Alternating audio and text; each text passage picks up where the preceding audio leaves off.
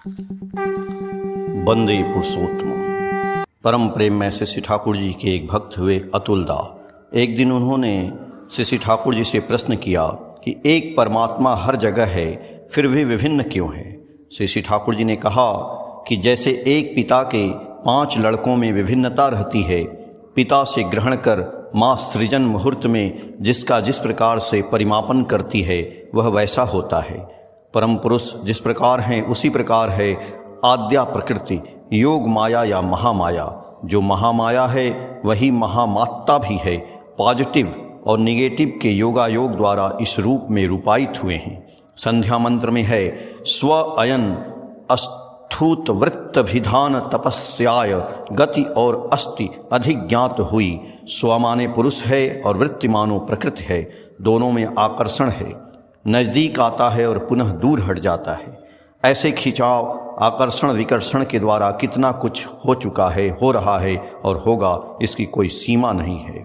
जिस समय जो हो रहा है वही विशिष्ट है, अनन्य है, एक और अद्वितीय है, उसका कोई जोड़ा नहीं है।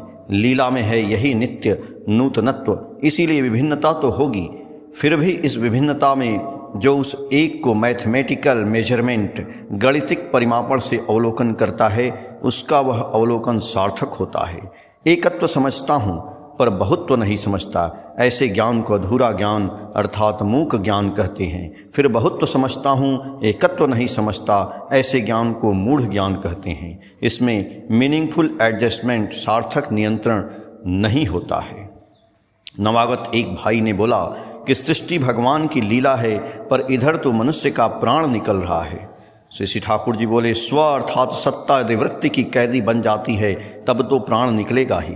यदि वृत्ति सत्ता की आज्ञा कारिणी सेवक की तरह बनी रहती है तब तो प्राण आनंद से नाच उठता है। इसीलिए तो मैं कहता हूँ बाबा, मूल को मत खोदो, उत्स को न भुलाओ। यदि इसे भुला जाओगे तब तो कुछ नहीं रहेगा। यदि इसके लिए लोक सेवा नहीं करते हो तब तो वही लोक सेवा शांति का कारण नहीं बनकर अशांति का कारण बन जाएगी। प्रवृत्ति की चक्की में पिस जाओगे, भलाई करने को जगह बुराई ही कर डालोगे। एक पल के लिए भी इष्ट की अवहेलना नहीं करनी चाहिए। प्रश्न फिर पूछा गया कि वृत्ति तो 2 तरह के हैं, सद्वृत्ति और असद्वृत्ति। श्री ठाकुर जी बोले जिसकी जो वृत्ति जितनी सत्ता पोषणी है अर्थात इष्ट सेवी है, वह वृत्ति उतनी ही सत्य है। इष्ट की सेवा में लगाने पर सभी सत्य हो जाती हैं, उसे नहीं लगाने पर असत्य होती हैं। अतुल्ला ने पूछा कि हमारी कौन वृत्ति इष्ट के अनुकूल होती है और कौन वृत्ति प्रतिकूल होती है, यह हम कैसे जान सकते हैं। श्री ठाकुर बोले मैं अपनी स्वार्थ प्रतिष्ठा को तो समझता हूँ, उस भित्ति पर ही इष्ट को आधार मानकर यदि इष्ट के लिए स्वार्थ प्रतिष्ठा को हम एकमात्र काम्य वस्तु बना लें तो हम कसौटी पर कस कर ठीक सकेंगे। जिस प्रकार सोनार कसौटी पर सोना को घस कर देख लेता है कि कैसा सोना है, यही है न्याय का तराजू। इष्ट का स्वार्थ एवं प्रतिष्ठा दोनों ही बनी रहनी चाहिए। चोरी करके इष्ट के लिए संग्रह करते हैं तो उनके स्वार्थ की भले हम पूर्ति कर सकते हैं, पर प्रतिष्ठा का पलड़ा हल्का हो जाएगा। लोग यही कहेंगे अमुक चोर का गुरु है, ऐसा अच्छा नहीं है। पुनः उनकी प्रतिष्ठा करने में उनके स्वार्थ को व्याहत करते हैं तो भी उनका काम नहीं होगा।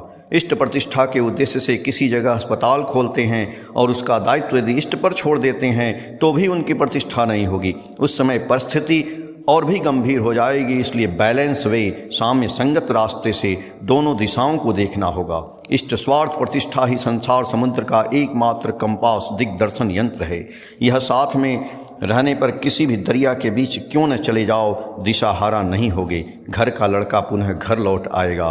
तुम्हारा वाहन तुम्हारे वृत्ति होगी। माँ भगवती को सिंह वाहिनी कहा जाता है। जो सिंह मनुष्य को खा डालता है, उसी सिंह पर चढ़कर हमारी माँ घूमती फिरती हैं। उनके लड़के होकर क्या हम वैसा नहीं कर सकेंगे? इसी हिसाब से चलो, करो। करते हुए बुद्धि बढ़ती है, सब कुछ की वृद्धि होती रहती है।